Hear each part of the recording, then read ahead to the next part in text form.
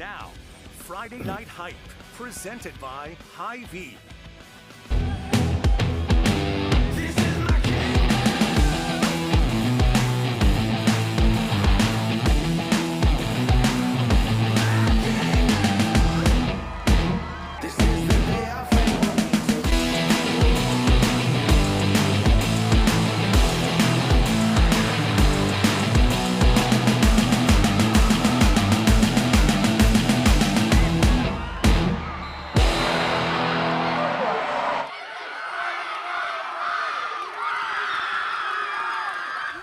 What is up, everyone? You fired up for some Friday Night Hype? I know we are. We have been all across Central Iowa. Shannon Earhart will join us soon with the Wildcard game.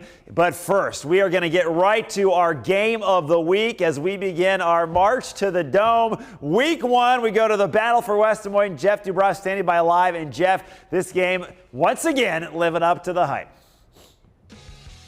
Yeah, Scott, rightfully called Friday Night Hype. This game was unbelievable. Two teams that always play one another close. And in the 2025 edition of the Battle of West Des Moines, it was no different. Valley taking on Dowling Catholic. They played twice last year. They split the series, but Valley won the game in the Dome last year. The Maroons would strike first in this game at the goal line, knocking on the door, and it's Ian Middleton deciding to break it down. He scampers into the big box as Dowling takes a 7-0 lead in the first. Valley would respond on the ensuing drive. They got into the red zone, but couldn't get into the end zone. They would have to settle for 3 instead. It's 7-3 as we head to the second quarter. Tigers' first touchdown came in the second quarter. Valley in the red zone. Drake DeGroat finds future Louisville Cardinal Jaden McGregory on the quick slant. It's 10-7. Dowling would get a field goal of their own to end the half. We'd head to the lockers tied at 10. Let's go to the second half where the action was fantastic. Drake DeGroat got this thing started out on a bang. It was 3rd and long, and watch this young man just escape pressure. Unbelievable. He'll take it, tuck it, run, and he is in. Valley takes a 17-10 lead. We would be tied at 17 in the fourth quarter. 4 minutes to go at the 18-yard line. Conley Harney splits the uprights with a 36-yarder. It's 20-17. 20-19 after Valley had to take a safety in the shadow of their own end zone on a punt. Dowling with a chance. Joey Nahas. The ball picked off by Denault Moore Jr. And that would be it. Dowling holds on, Valley holds on in an absolute classic 20-19 your final. Valley, your champions of West Des Moines. Amazing feeling. We came out all week, we prepared for it.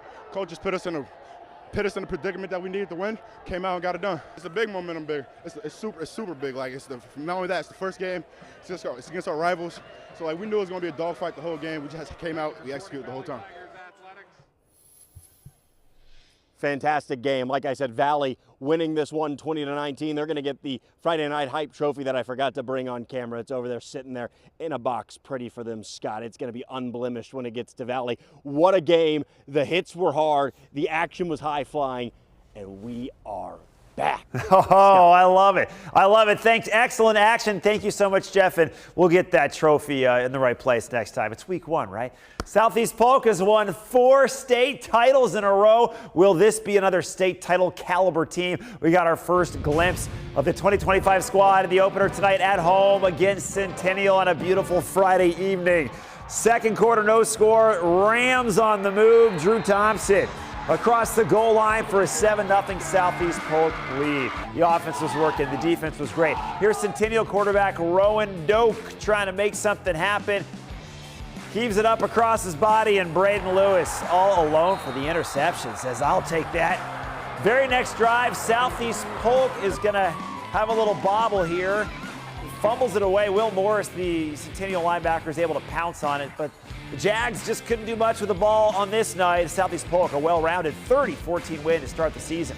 Great game in Ankeny. Great finish between the Hawks and Waukee Northwest. Third quarter, Ankeny running back Daniel Larmy scores. Hawks go up 17-14. Fourth quarter, $1:30 left. Ankeny up 24-17. Waukee Northwest quarterback Mac Heitland to Jordan Green, touchdown. Waukee Northwest was down 24-23, and what do? They go for two. Heitland drops back, way back, finds the seam and scores. Wolves convert the two-pointer to go up 25-24. The Hawks can't score, and Waukee walks out with a crazy 25-24 win. How about the Urbandale Jayhawks at home against DCG? Pete Traynor was an assistant for 6 years under Sam Anderson, who retired. Now Trainor's the head coach. First challenge, DCG. Chase Ingle to Jackson Reese, touchdown. DCG goes up 7-0. Urbandale responds. Landon Rennan, junior quarterback, going to air it out to Jackson Sturdivant. Sturdivant missed most of last season with an injury, basically all last year. Welcome back, Jackson. 79 yards to the house off the great pass from Rennan. We're tied at 7. Late second quarter, DCG on the march again. Ozzie Grimm, a big game for Ozzie. They go up 14-7, and they deny Urbandale, winning 28-19. We got to take a quick break on Friday Night Hype, but don't you go anywhere. 2 huge games in Pella, including our wild card game, and we'll continue to go across Central Iowa here in Week 1. We'll be back right after this.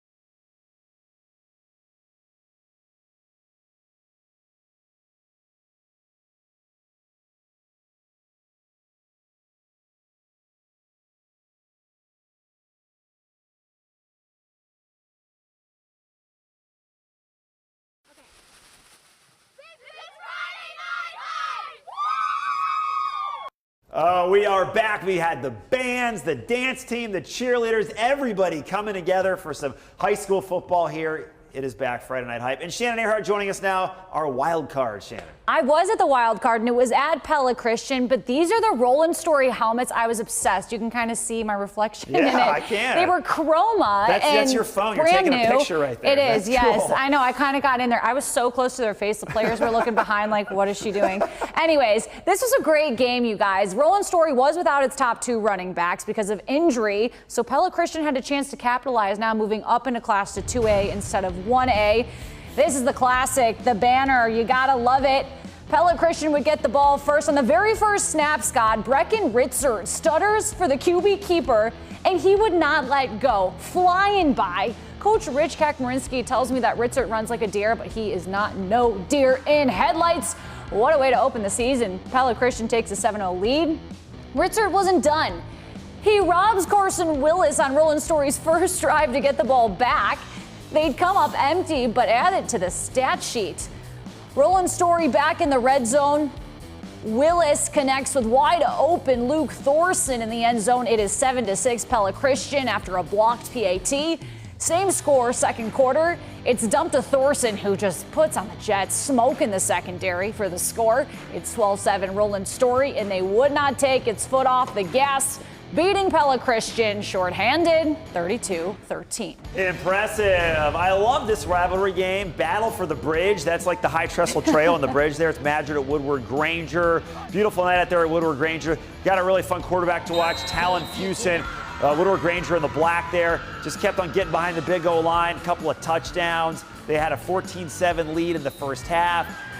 Went up nicely in the second half there. And they hold on to win. Big win for the Hawks at home, 28-21, Shannon. Talon Fusen, great quarterback there. Have you seen the beautiful field at Centerville? Look at this. That is picture perfect. The Big Reds hosted Knoxville to start the season. Knoxville QB Ralston McCarty to Eli Fuller, climbing the ladder for the tutty. Knoxville was up. Centerville Mac Murdoch would wait patiently to find Clayton Lawson, and he is off to the races with space, erasing his defender. Centerville had the lead before halftime and leading big at the last check, 44-14 in the third. That game going pretty late. Ballard played at Pella. Pella led 16-0. QB here getting denied by the linebacker. The Ballard defense would return the favor. And man, a big sack there for Ballard. They would need it with 59 seconds left in the half. QB escapes the blitz, finds Emmanuel Deers, who's just elusive. Scott, look at him. Those pink shoes. You can see him anywhere. Avoiding defender after defender. I would want to tackle him. Oh my gosh, couldn't go down, wouldn't go down. Pella in their new stadium. They were wearing black, and they said back in black. They did it, shutting down Ballard 26-7. Looking good. Speaking of stadiums, MediaCom Stadium looking so great lately. Lincoln Roosevelt. Roosevelt led 16-15 at halftime. Third quarter, Roosevelt QB Jadrian Knabb picked off by Lincoln's defense right there. And then it's Lincoln's turn on offense. Dominic Severino to Jedediah Hubbard. What a catch by Hubbard. Setting up Damani Wesley, who's going to score to make it 22-16. Lincoln goes on to win this game. Just went final, 28-16. The Splitters. Nice win over the Rough Riders. Hey, Jedediah Hubbard, they call him Jetta. Kind of like Justin Jefferson. Jetta. Jetta Knight with those moves. Oh, yeah, Jedi? No? That's not. No, you know. I don't even know if he saw Star Wars. It's Friday Night Hype on KCCA, and we're saying Maroons down!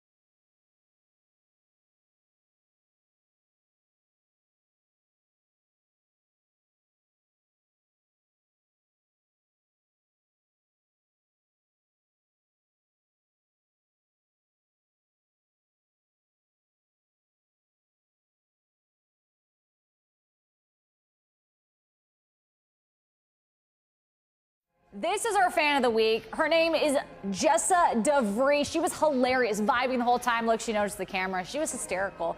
Gotten everybody hyped. You gotta love her. And this was legit, Scott. Yeah, what's so on her funny. arm? She's got like the the tattoos everywhere. The paint. Yes. The paint.